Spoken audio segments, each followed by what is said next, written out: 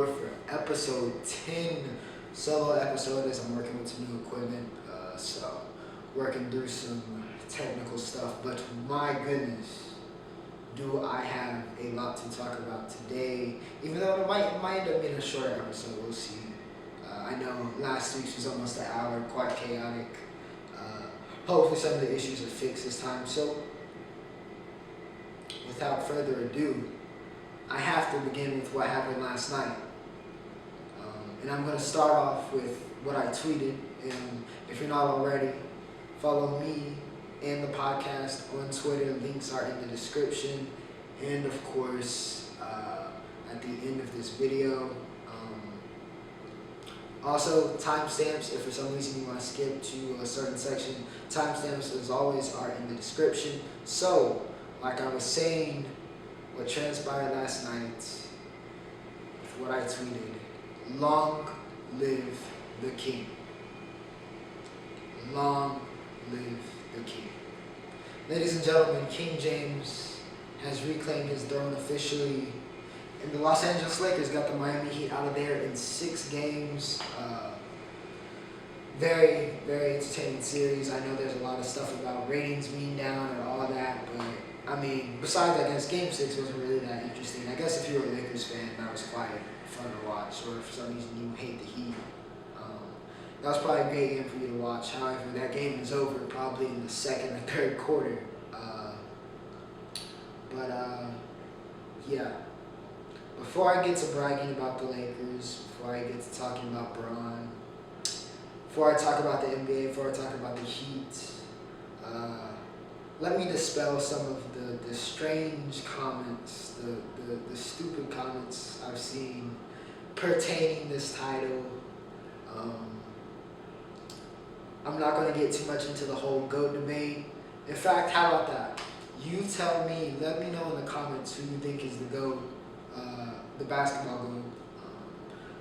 I'm pretty sure I've mentioned who I think is the greatest of all time on this podcast before. I'm not going to get into it today. But let me dispel some of the remarks that I've seen trying to downplay this title. I saw lack of competition, and I've been thinking about this. I think we look back at past titles from 10 years ago, 20 years ago, 30 years ago, 40 years ago with rose-tinted glasses, if you understand what I mean. We see everything after the fact. So everybody that played, we've seen how their career played through. So now, how the rest of their career went, if they made the Hall of Fame, if they did all this stuff, has influence on when we're looking back at the teams that played in the playoffs back then. We're like, wow, so-and-so played with them, so-and-so played with them, so-and-so had this person, this person, this person. So I think that's influencing how people think about strength-wise. Some of these past playoff runs, not that some of these past playoff runs were electric, they were great, super tough, whatever. I think we look through it with rose-tinted glasses. In 10 years, 10 to 20 years from now, I don't think we're going to be saying this was a weak playoff run for the Lakers, even though they got everybody else out in 5 games, except for the Heat, who they won in 6, of course. If we look back at who he played, I mean, round 1 we had the Portland Trail Blazers. Damian Lillard, depending on who you ask, is arguably the top point guard in the league, depending on how you regard Steph Curry. He was the bubble MVP, averaging 40 for breakfast. I mean, just completely dominant. CJ McCollum and Dame, of course, formed one of the best backcourts in the league.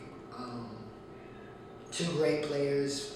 Dame, like I said, arguably the best point guard in the league. So, Trailblazers also had some solid depth players. So that wasn't the Trailblazers aren't trash, obviously. Moving on, the Rockets, again, 2 former MVPs. If we want to look back from a past tense, you got a team with 2 former MVPs in Russ and Harden. Harden, one of the greatest offensive players of all time, arguably the greatest scorer of this generation. That's 2 Hall of Famers. or two future Hall of Famers, excuse me, on that team. Sure, Russ was done with injury, but I remember those comments after game one, people wondering, are the Lakers going to be able to handle the small ball situation? And the Rockets were a legitimately good team this year. Prior to getting exposed, of course, by the Lakers in the playoffs, they were considered I was hearing some championship hype heading into the playoffs. Then conference finals, and this is a team I think that's future is still being written, and that's the Denver Nuggets, Jamal Murray, Nikola Jokic, two phenomenal young players. So I think that's one we'll look back as they have kind of taken those leaps into superstardom. We'll look back at the series a lot more. That series as, wow, they beat that tough Nuggets team, which I think this Nuggets team is going to contend for titles with all the young talent they got. Michael Porter Jr. We'll see how Ball develops. Gary Harris played great. And even just looking at it this year, the Nuggets were a very good team. They took out the Clippers. You know, this was not some these weren't a bunch of scrubs who the Lakers played heading off into the championship. And then of course they played the Heat. Heat, very good team. Spo is a future Hall of Famer. I think we mentioned that on the podcast last week. Jimmy Butler, I hope he's going to get the respect. After the series he had, he deserves to get the respect that he should be getting. So it's not like this Heat team was, they weren't supposed to be here. They weren't supposed to be here. Yeah, they weren't predicted to be here, but they've proved that they belong there. They proved in each of the 6 games, except for, I guess, Game 6. And even Game 6, they never really quit because that's not the mentality of that team. They proved that they belong there. They were one of the best teams in the league this year. That's undisputed. Duncan Robinson, Tyler Herro, great shooters, great players. Bam's going to be a star if he's not a star already. This was a very good Dragic. This is a very good Heat team. Very good Heat team. So I don't think there's a big argument about comp not being good. And then if you take away even the comp that they played, think about the circumstances. This is one of, I don't care, it could have been the Lakers could have won, the Knicks could have somehow made the bubble and won the championship. I just said the same thing. This is one of the hardest championships ever won, especially in NBA history. The bubble there's nothing been like, there has never been a scenario like what the players had to go through here, being away from your family, being away from pretty much everything for 3 months, playing almost every other day, just having to be locked in every single day. This is one of the hardest championships in the middle of a pandemic, in the middle of everything's happening, social justice, all of this stuff, and they were still able to win. This was one of the hardest rings, by far, ever won in NBA history. And that's not just because the Lakers won, or anyways. I'm not a Lakers fan, so I don't really have that bias. But yeah, one of the hardest rings ever won, so I don't really want to hear the whole degree of difficulty or it was a cakewalk. This was not a cakewalk by any means. Even though they did beat everybody in 5 games or 6 games. Take a look at the actual games. These were very tense, very close-knit games. They weren't just, not every game was a blowout. They weren't just murking everybody. I think the Warriors, in another sense, when they broke the league with the KD signing all that stuff and we saw their dominance, there was no true dominant team this year. There wasn't. The Clippers were the favorite, and then it was the Bucks and the Lakers, depending on how you had that. But there was no team that everybody was like, they're just going to mop through that. They're just going to sweep through everything. That wasn't this year. So I don't want to see any revisionist history saying, oh, the Lakers, of course, they had Braun and AD. This Lakers team is not a super team. They're an all-time great team, of course, since they won the championship. But this is by no means a super team. They have a great duo, and then, let's be real, we weren't sold, I especially wasn't, sold on the rest of that team. But guess what? They rose to the occasion, especially guys like Rajon Rondo, Dwight Howard, Kentavious Caldwell Pope, shout out to KCP, played phenomenal. Even Danny Green in that last Game 7 played much better than he did in Game 6 and really the whole playoffs.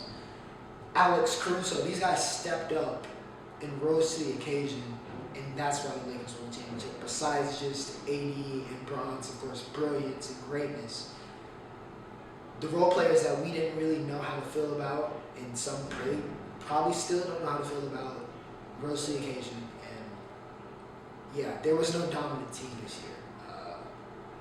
Though the Lakers are pretty dominant in the playoffs, there was no like super favorite team. So I want to get all those misconceptions out of the way. I want to start off with that. So now I will gush about the Lakers and the NBA and the Heat and of course King James. I'll start off by giving a shout out to the NBA, of course. Also shout out to the WNBA, shout out to the NHL. Everybody that's been in this bubble situation knocked it out of the park. 0 positive tests. Even with Lemon Pepper Lou sneaking out to go party with Jack Harlow. Yeah, no positive tests. Even with Daniel House trying to sneak in to get some, no positive tests. So shout out to the best commissioner in sports, Adam Silver. Well done. Shout out to the NBA PA for providing us. I remember the beginning of the bubble 3 months ago. There was no sports going on. I think the only thing I really had was the Premier League. And soccer season kind of ending, and provided some entertainment. And it wasn't half done. We had great basketball for the past 3 months. Just great basketball. Even though it'd been great to have fans and a live crowd and that environment, we still were treated to great game after great game after great game. So no asterisks, no sadness, just a big shout out to the NBA, big shout out to Adam Silver for handling that and doing a phenomenal job. Continuing on, Miami Heat. Shout out to Miami Heat. I kind of went through this a little bit when I was talking about Jimmy. What more can I say? They deserve their respect. They proved that they belong here. Even though Game 6, Lakers really just stepped it up, put the straps on. Did what they had to do to win, did what they had to do to close out. Shout out to the Lakers, man. What a team. What a run for Jimmy Butler. Tyler Herro definitely looks like he's a future star. Duncan Robinson is one of the best snipers in the league. Bam's going to be a phenomenal player for years to come. I think Miami's going to be here. I think this is the perfect team for Jimmy to be the guy act, and with the young pieces and the other depth pieces they have around. And then again, Eric Spoelstra, arguably the best coach in the league. This Heat team is not going away. I don't expect them to go away. They're only going to get better. And yeah, they proved that they belong here. What a run. What a run to the title. What a playoffs, actually. We had a bunch of crazy storylines. And the Heat were one of the biggest ones. Their rise to the top here. And nearly taking the Lakers to Game 7, nearly taking Bron and AD to the limit. So phenomenal job by them. Big shout out to them. And of course, I have to talk about the champs. Finals MVP, of course, is LeBron James, the best player on the planet, and clearly the greatest player of this generation. Did it again, year 17, 35 years old, still got it, hasn't gone away, not going to go away. Him and AD had fulfilled their prophecy, job finished, of being one of the great duos in the league's history. I think it'll be interesting to see if they can continue to laminate that over the coming years, and how that dynamic goes. Again, perfect symbiotic relationship between them. Shout out to all the role players. Shout out to Frank Vogel. Again, because he's got the 2 superstars, he doesn't probably get as much credit as he deserves, but phenomenal job by Vogel. Coaching, making adjustments.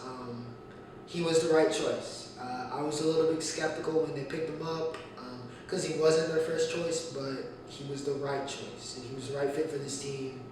And amazing job by them. Shout out to Rondo, playoff Rondo. First player to ever win 2 championships with the Boston Celtics and the Los Angeles Lakers. Shout out to KCP. Looked far better than his Detroit days. Looked like a great player. Maybe could see some 6th man of the year conversations for him next year. I wouldn't be surprised. Alex Caruso started off as a meme, but dude can play. He can hoop. For sure. Great energy player. Has a great dynamic with LeBron and how they operate on the court. It's very fun to watch. AD, man, what's more is there to say? You can argue he's a top 5 player. I know there's a lot of people saying he's a top 5 player. Of course, if you break that down, it might get a little money. But again, Anthony Davis, one of the best players in the league. Going to be one of the best players in the league for quite a while. And of course, LeBron James, my favorite player of all time. Did it again. Nearly averaged a triple-double in the finals. 11 triple-doubles in the finals. Extends his record over Magic. Played a great Game 6. Played a great Game 5. Had a great series. Not much else I can say there with Bron. You guys, we've seen it. Just continued greatness for one of the best players of all time. Arguably the greatest player of all time. So yeah, congrats to the Lakers. Handle business. Thanks to the NBA. Shout out to the Heat. Going to be a very sad time without the NBA, which I've called the main event of the sports world for the past 3 months. Going to be very sad to see it go for the next couple months after what was the longest season in NBA history. Over a year this season took.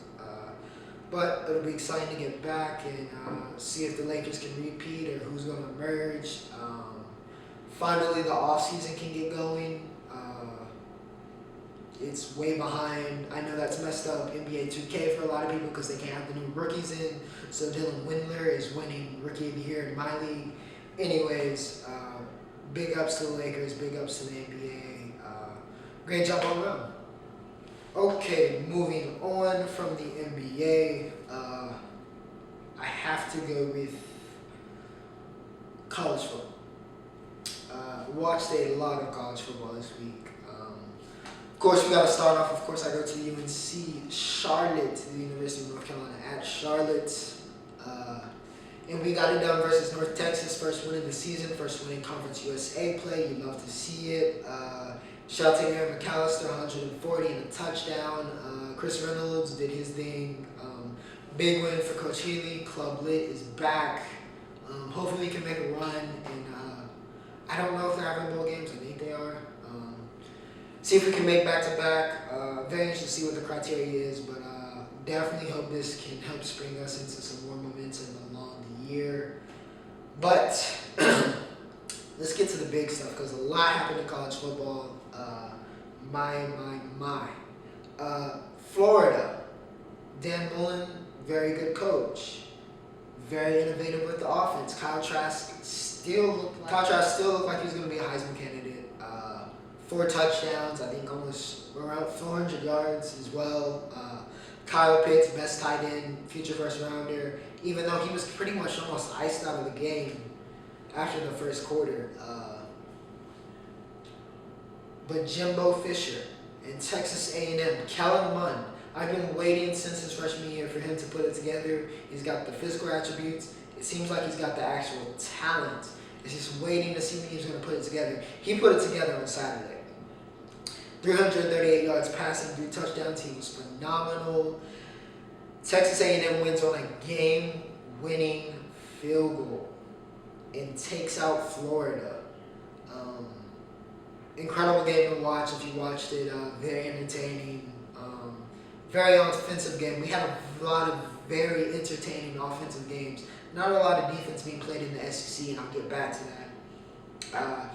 UNC beat Virginia Tech 56-45. Michael Carter and Javonte Williams continue to look like one of the best running back duos in the country. UNC is looking very dangerous. The way they've been recruiting, I am not surprised. Mac Brown is doing wonders for Chapel Hill, and they get it done against Virginia Tech, put up a bunch of points. Defense looking kind of suspect, though. Virginia Tech should have started my guy Hendon Hooker. Shout out to the 336. Hendon, I don't know why they didn't start him. I guess they're trying to ease him back in. Virginia Tech still dealing with the effects of COVID. But Hooker plays, and this might flip. But UNC looks very good. Offense looks dynamic. Brown, Jazz Newsome, great receivers. Continuing on and back to the upsets, LSU, the defending national champions, and this one is not on the offense. This isn't on Miles Brennan. Miles Brennan handled his business, even though he's not Joe Burrow. Miles Brennan appears to be a very good quarterback. Terrence Marshall had a phenomenal game as well, over 200 yards receiving. This was not on the offense. 45-41. What happened to LSU's defense? I thought maybe I said a couple weeks ago they didn't have Derek Stingley, so maybe that's it. Maybe that's why they're struggling. At this point, I have no clue.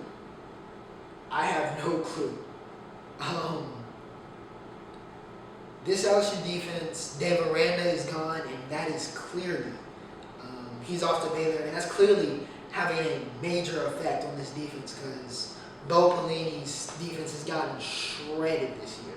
Absolutely shredded. And this week, an unranked LSU team is going to have to take on this Florida team coming off a loss against Kyle Trask and Kyle Pitts. This could get real ugly for LSU fans. You might want to look away and reminisce and watch highlight videos of Burrow throwing bombs to Jamar Chase. Because this LSU defense is just, it's not looking good. And another high-scoring game in the SEC. I said it was a high-scoring week. Well, let's talk about Red River and what was probably my game of the week. 4 overtimes. The Red River rivalry, the Red River shootout, whatever you want to call it. Red River always delivers. Texas, Oklahoma always delivers. Something crazy is going to happen. That game is up there with like the Rose Bowl and games that I know are not going to miss. I'm going to be entertained. 53-45. Spencer Rattler had a shaky first quarter, had a shaky first half. Tanner Mordecai came in. But when Rattler came back into the game, he played like the Spencer Rattler that was the #1 quarterback coming out of high school, 5-star prospect. And he showed that promise. Played phenomenal, played a great game. Lincoln Riley probably lost some hair follicles, it was a very stressful game for him. That Oklahoma defense is still,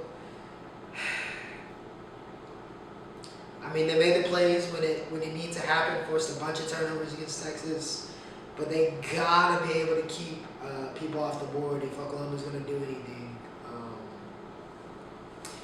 For Texas, I originally tweeted during the game, Sam Ehlinger is nice. Maybe I jinxed it. I apologize, I deleted the tweet.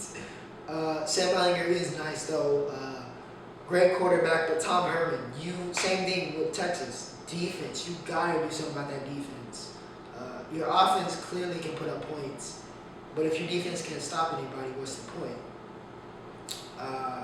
So very entertaining Red River. Ehlinger, I think, goes 3-1 in his Texas career. It's going to be very interesting to see what his legacy as a Texas quarterback is. He's going to have all the stats, but the actual winning portion is kind of lacking. Georgia versus Tennessee. Georgia takes out Tennessee 44-21. That Georgia defense is elite and seems like the only good defense in the SEC. Even though Tennessee did manage to put up 21 points, they completely shut them down that second half. Stetson Bennett, the fourth, sounds like a made-up name, but he's a heck of a player, heck of a quarterback. Looks like he might be the answer there for Georgia, especially in the meantime. Of course, they got that huge game against Alabama this coming week. I will be for sure tuned into that one. But yeah, good one for Georgia. Takes out Tennessee. Tennessee didn't look bad. Still got some things to work on. I think Pruitt's got that program heading in the right direction though. Auburn versus Arkansas. Another SEC game. It was a very busy week in the SEC, to be fair. Auburn absolutely robs Arkansas. Arkansas should have won this game. Of course, that last play, Bo Nix fumbles the snap and then throws it behind him. That should obviously be a fumble. Anybody that's ever watched football could tell you that's a fumble. But refs mess it up. Tough loss for Arkansas. Sam Pittman's doing wonders. They look very competitive this year compared to past years. So yeah, good job to Arkansas, but absolute robbery. Absolute robbery. Auburn's gonna take it. It's a win. It's a win. It's a win. But you don't want to win like that. I'm super sus of Bo Nix. I do not know if he's the guy. I'm still waiting, similar to Kevin Martin, for him to put it together. I know it's year 2, but he didn't really do much great things in year 1. I'm trying to see if he's going to make that leap here in year 2. We'll see. I'm not expecting it. In what was the game of the week, College Game Day, was in Clemson. Clemson took out the U 42-17. Trevor Lawrence and Travis Etienne, dynamic duo, the best duo in college football, you could dare say. Travis Etienne is an NFL running. I don't know who said he was a second-round running back. You should have your scouting license revoked. And I'm sure there's a lot of college teams very upset at you for saying Etienne was a second-round prospect. Even last year, I had him as a first-round prospect, one of the best backs in the country. But he came back, and now you have an NFL running back. This is an NFL running back in college right now. And later on in the year, I'll get to some draft profiles. And maybe I'll do that in like a separate video and kind of do some evaluations. I've been trying to figure out some ideas of other content to do. So I might do that and evaluate kind of Etienne's play. But Etienne is clearly, he might be the best player in the country, to be honest, even if he doesn't win the Heisman. Trevor Lawrence, number 1 pick, looked like the number 1 pick. Took a beating. It's always fun to see Trev talk his ish, though. He got pretty active against Miami. Miami's defense, despite giving up 42 points, looked legit at times, especially that pass rush. Jalen Phillips and the boys, even without. Just imagine if they had Gregory Rousseau, how good that defensive line, how good that pass rush would be. Would really be something special. For Clemson, one thing I will say is one of those outside receivers, and I said this at the beginning of the year, whether that's Nadal when he comes back or Ladson or whoever, one of those outside receivers needs to step up and become one of these classic, great Clemson receivers. One of these 5-star, 4-star guys that they recruited got to step up. For Clemson to take that truly next step in their evolution along the season, gotta have that. Lastly, for college football, we had Alabama beat Ole Miss 63-48. The SEC apparently is the Big 12 now. Absolutely no defense played in this game. Lane Kiffin's got that Ole Miss team looking good. Matt Corral, shout out to you. Bama, Najee Harris, former number 2 player, number 1 player in the country. 5 touchdowns. It's his time. He's always had the talent. I think he showed that last year. But now he's got the green light. He went off. Matt Jones, I was wondering if it was going to be him or Bryce Young.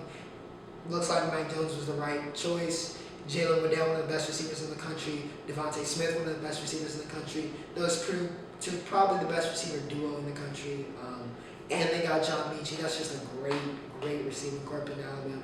Some they said they now have like a tradition of with Julio and Judy and Amari and Calvin Ridley. It's a factory over there in Alabama. If I was a receiver out of high school, Alabama would definitely be high on my list because they're just churning out NFL talent there. But yeah, good win for the number 2 team in the country. They take on Georgia this week. That'll be very, very, very interesting. And yeah, that's it for college football. So that's it for college football. I'm going to slide over to music and film here. The Boys season finale. Again, I'm going to pop up another one of my tweets. I think it'll be here. I need it. I need season 3 expeditiously, as soon as possible. I need them to get in the bubble and to get filming on that ASAP. Boys, best show on television. I'll say it once again, as I've said it for the past 8 episodes or whatever. What a finale. What a finale. And if you have not watched it, please skip ahead. Go to the timestamps because I'm about to drop some spoilers. Stormfront. Well, actually, I'll give you a second to skip ahead here. I'll give you a couple moments. 7, 6, 5, 4. All right. Stormfront. They actually did the MCU scene correct. I'll just say some brief stuff.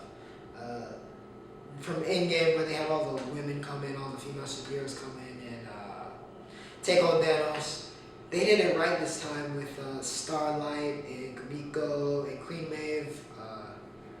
They did it properly. It didn't feel very forced. Girls do, in fact, get it done, it appears. Stormfront went out sad. Ryan, oh my goodness. The beam that came out, I really wonder what his power level is. It's going to be very fun to see. Even though Billy did hand him back off to the feds and Mallory, going to be interesting to see the dynamic with Butcher's known hatred of Soups, and now he has a Soup child he has to take over and protect. They put the deleted Homelander scene in. If you know, you know. Very interesting seeing how Homelander does. Soldier Boy's coming in next season. If you've seen the comics, interesting dynamic those two have. A-Train's back.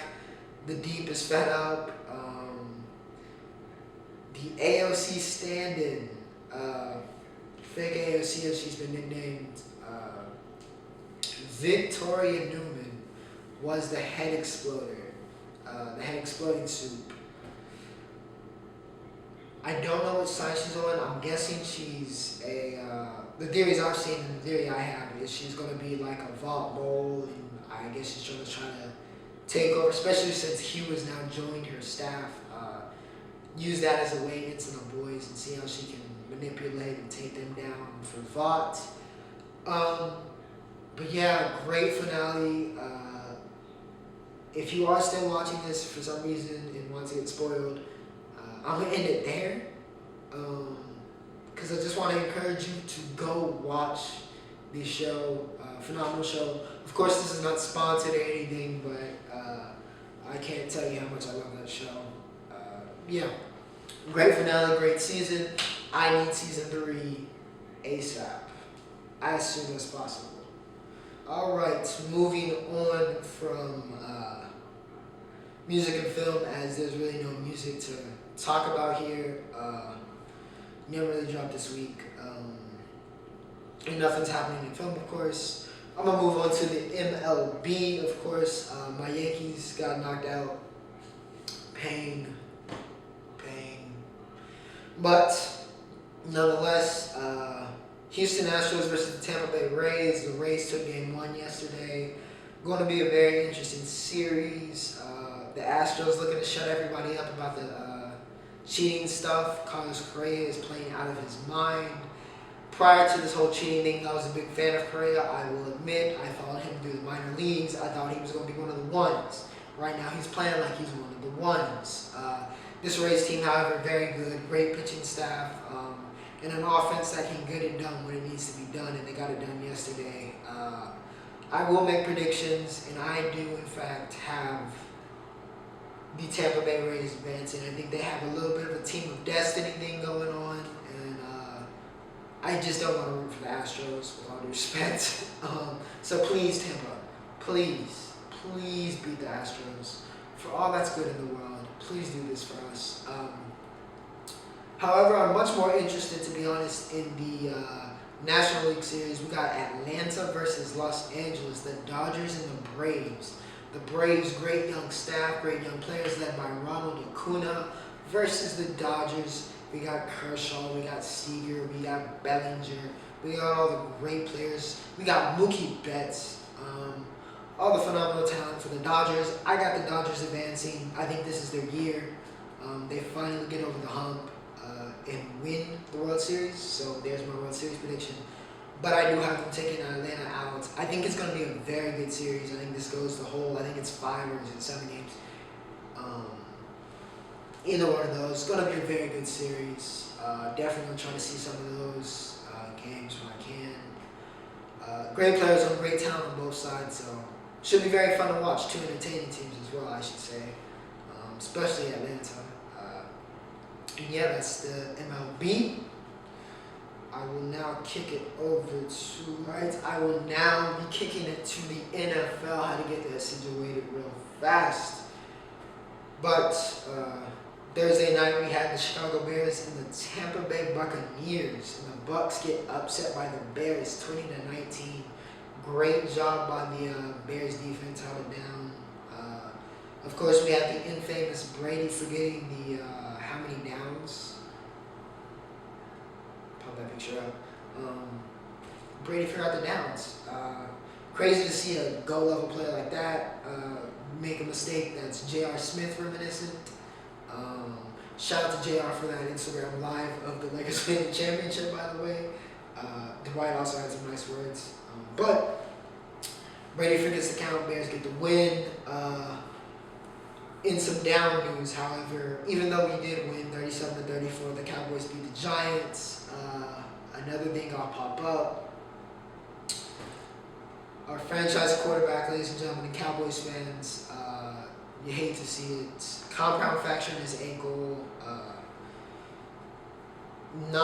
I would not advise going back and watching that injury.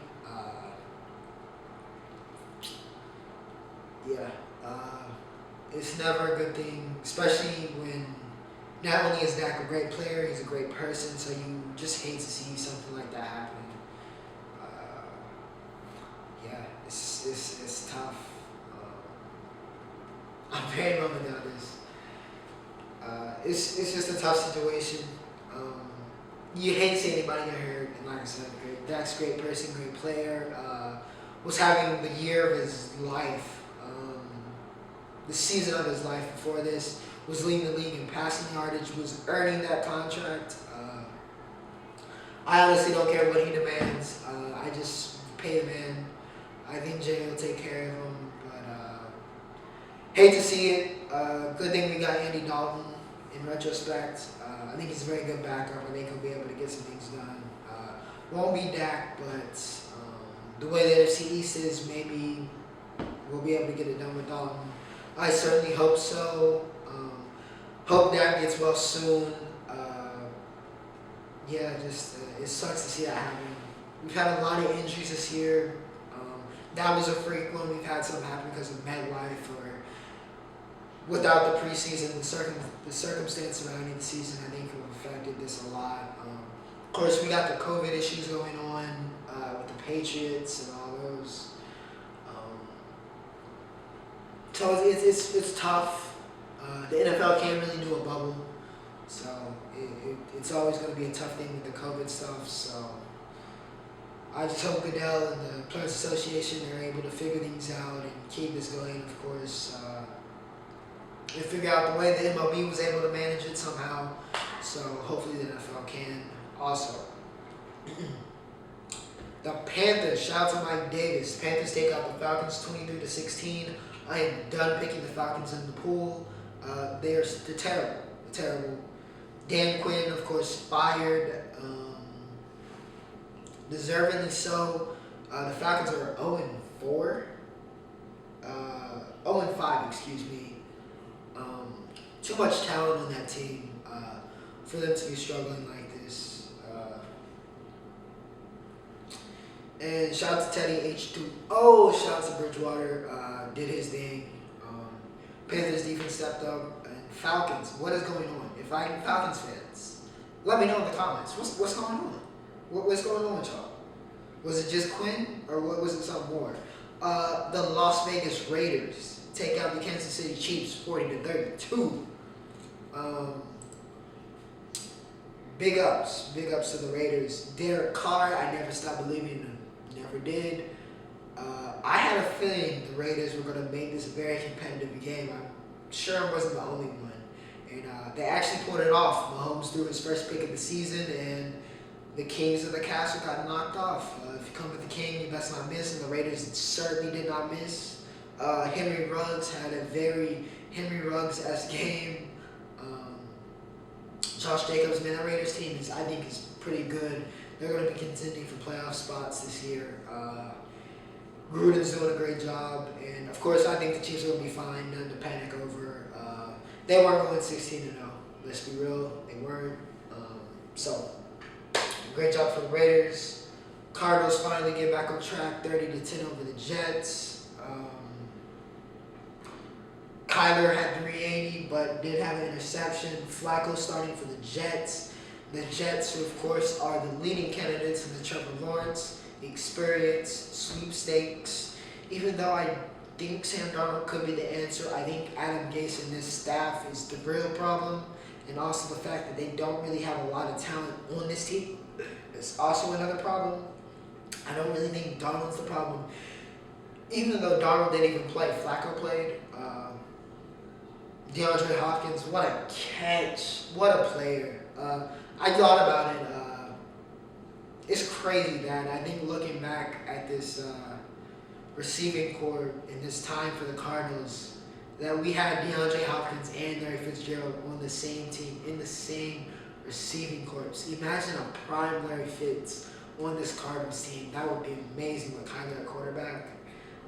Cardinals would be really good, and they still might be really good this year. We'll see.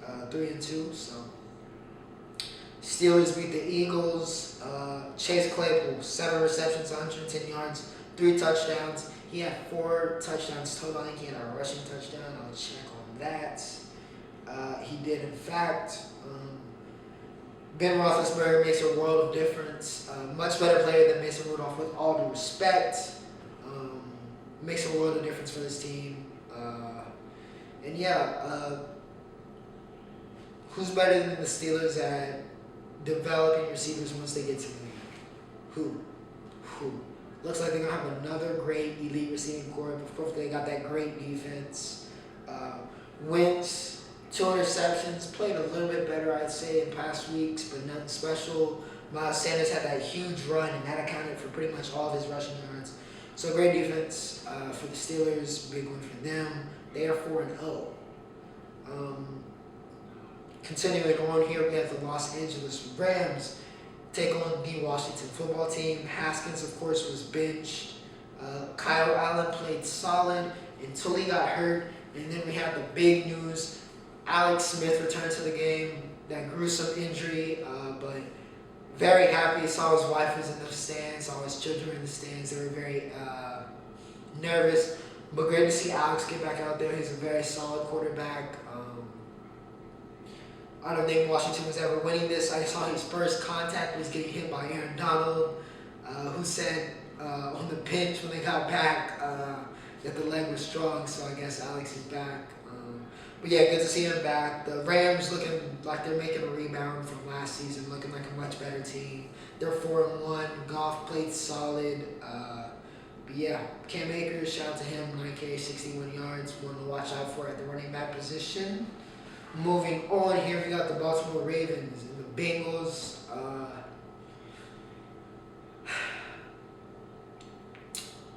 Bengals need offensive line desperately.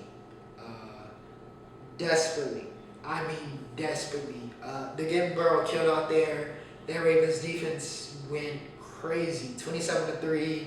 Lamar didn't even really have his finest game.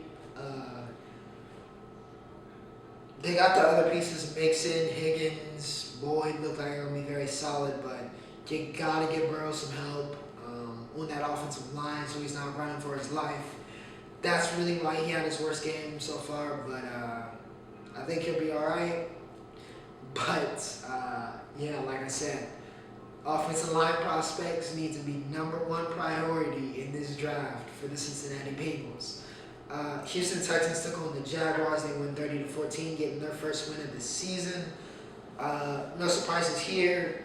Deshaun, 359, 3 touchdowns, did have 2 picks. David Johnson continues to look very good, 17 carries, 96 yards. Solid stuff from DJ. Much more complete game for Houston. Got rid of Bill O'Brien. They look like a better team. Dolphins beat the crap out of the 49ers, who with after all these injuries, it looks like the 49ers are going to be a very, very bad team. They're not making the Super Bowl. Surely not making the Super Bowl this year. As soon as I say that, you're going to like some tear. We looking back at this. But no, Dolphins beat them 43-17. Fitzmagic, 22 for 28, 350, 3 touchdowns. CJ Beathard had to come in for the 49ers. It's not looking good for the 49ers. No need to really panic. They're dealing with a lot of injuries at the end of the day. Big win for Miami, though. They might actually be, I mean, we'll see. They're still 2-3 at the end of the day. Maybe Fitzmagic can make them competitive. We've seen that happen before. Tua's still waiting in the wings. Browns 32, Colts 23. Cleveland is 4-1, ladies and gentlemen. Browns fans, you're out of the dark. Congratulations.